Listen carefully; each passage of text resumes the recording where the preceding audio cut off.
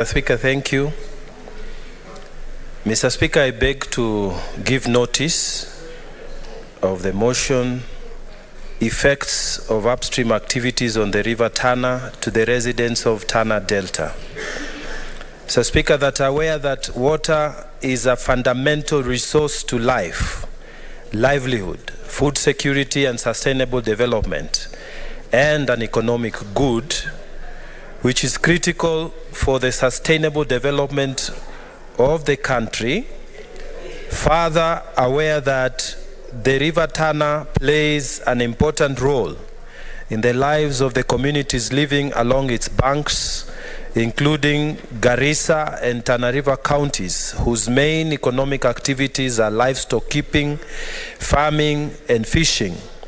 Recognizing that Article 43(1)(d) of the Constitution provides that every Kenyan has the right to clean and safe water in adequate quantities, noting that the residents of Tana River County have perennially suffered from acute effects of flooding and inadequate supply of water to its residents and their livestock, cognizant that the challenge of flooding has predominantly been caused by KenGen's release of huge amounts of water from the Seven Forks Dam, which combine with rainwater from the highlands. Further, cognizant that the hoarding of water at the Seven Forks dams and other significant upstream activities such as irrigation and small-scale dams limits the amount of water that flows downstream through River Tana significantly, affecting agricultural activities in irrigation schemes such as Bura, Galole, and other small-scale irrigation schemes in the Tana Delta as a result of inadequate water supply to the canals and channel the water to the irrigation schemes.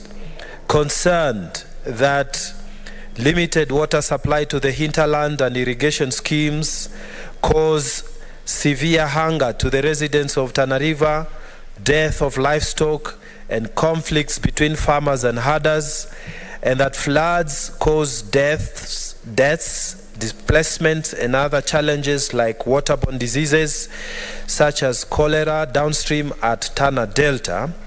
Now, therefore, the Senate urges the Ministry of Water, Sanitation and Irrigation, in conjunction with the Ministry with Water Resources Authority, to 1. Conduct stakeholder participation before undertaking any major upstream activity, including construction of dams, before the release of water during rainy season, and limiting flow of water to the river Tana during the dry season. 2. Develop a policy in line with the Nile Treaty of 1959 to guarantee average annual flow of the river Tana. And 3. Come up with mitigation measures to the perennial flooding and water scarcity to the residents of Tana Delta. I thank you, Mr. Speaker.